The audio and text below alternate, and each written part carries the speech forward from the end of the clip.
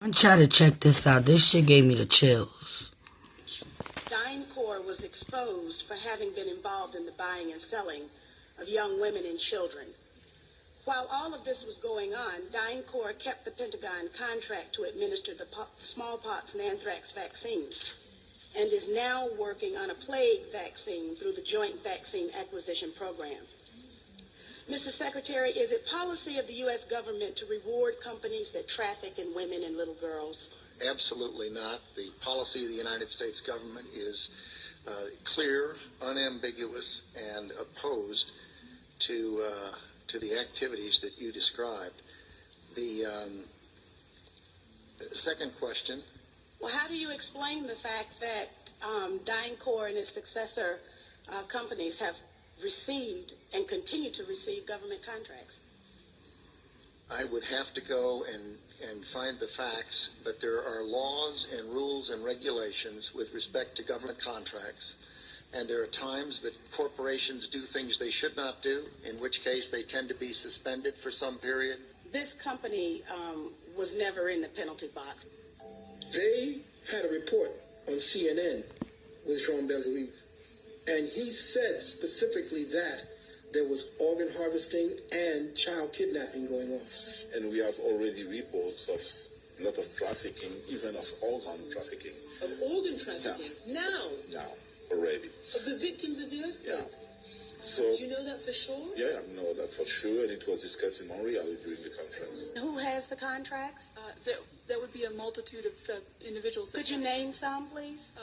Well, I think off the top of my head, well, I would rather not. I'd rather provide that for the record. That's not privileged information, is it? I'm sure it's not. Well, I'm worth $50 million and I need a kidney. And you know, kidneys are pretty sensitive. You got to find somebody who really got the kidney that matches yours. You think I'm going to wait till somebody die for me to get one? If I don't get one soon, I'm going to die. So guess what I'm going to do? I'm going to pay somebody to go research people. Okay, let's go look at all the black organ donors. Let's look at all the black people who got organ donor on their driver's license, which is why I'm not a friend of that. I say, if you want to donate your organs, put it in your will.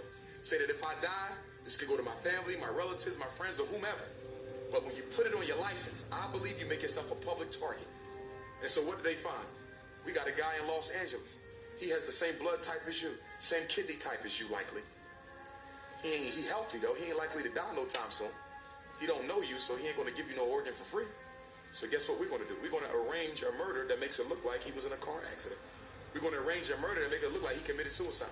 So the next thing you know, you coming out the gas station, boom, you get hit by a Mack truck. You dead, gone. You get taken to the funeral home. Your family come to the funeral. They don't know that before your body got laid to rest, a little hole was poked and they pulled your kidney out. That's what happened in New Orleans. Remember when you saw those helicopters? They were picking up all them black babies and taking them up in the helicopter. And my husband and I sit down and said, we wouldn't have sent our son with them. I don't care who they was. We all died in the water together. We wouldn't have sent our baby up there. And they never got a bunch of those children back, as we all know. We call it a new form of evil on the world. It's never been done by any government in the past, to take a large group of its own people and say, we're going to kill you without any kind of a trial, and we're going to sell your vital organ parts. An individual from the United States or Canada, for example, could anticipate undergoing transplantation on a specified date. It's a crime against humanity. It's abhorrent, and it needs to stop. Human rights lawyer David Matas and former Secretary of State for Asia Pacific David Kilgore started to investigate allegations of forced organ harvesting in China. They found at least 52 points of circumstantial evidence, including websites of Chinese hospitals offering matching organs in less than a week. It's just not possible unless you have an unlimited source of organs. And these are people who are alive. We're talking about live donors. The actual transplant surgery itself was the form of execution. These were living people that were killed for their organs. Makes you think of some grotesque restaurant where you go in and you pick your lobster in a tank. But these are human beings we're talking about. We estimate that in the period between 2000 and 2005, there are 41,500 transplants which have no other explained source. Doctors would come into the camps, they would look in their eyes, they would examine their organs with ultrasound and the like, And they were the only people in these camps who were medically examined thoroughly. If you're going to go to China and you're going to get a liver transplant during the 3 weeks you are there, then that means someone is going to go schedule an execution, blood type and tissue type the potential executee, and have them ready to go before you need to leave. Starting at the end of 1999, the number of transplants taking place just exploded. China carries out more organ transplant surgeries than any country besides the United States. But unlike other countries, China has no effective organ donation program. China's Deputy Minister of Health, Huang Zhefu, has suggested that there are 7,000 transplants every year from the deceased, and that more than 90% come from executed prisoners. The number of criminal executions in China is classified as a state secret, but Amnesty International's estimate is about 1,700. The numbers just didn't add up. It's just too large of a discrepancy there. With only 1,700 executed criminals and no effective donation system, where do the rest of the organs come from? Around 1999, there were around 150 transplant centers. 6-7 years later, they had 600 transplantation centers. This is an increase by 300% within such a short period of time without an organ donation program. Military hospitals get watched in China, okay? There is nothing they can do without the Party Central taking note of what they're doing. Was this run by triads? No. This is run by the state. This was murder, and it came from the state.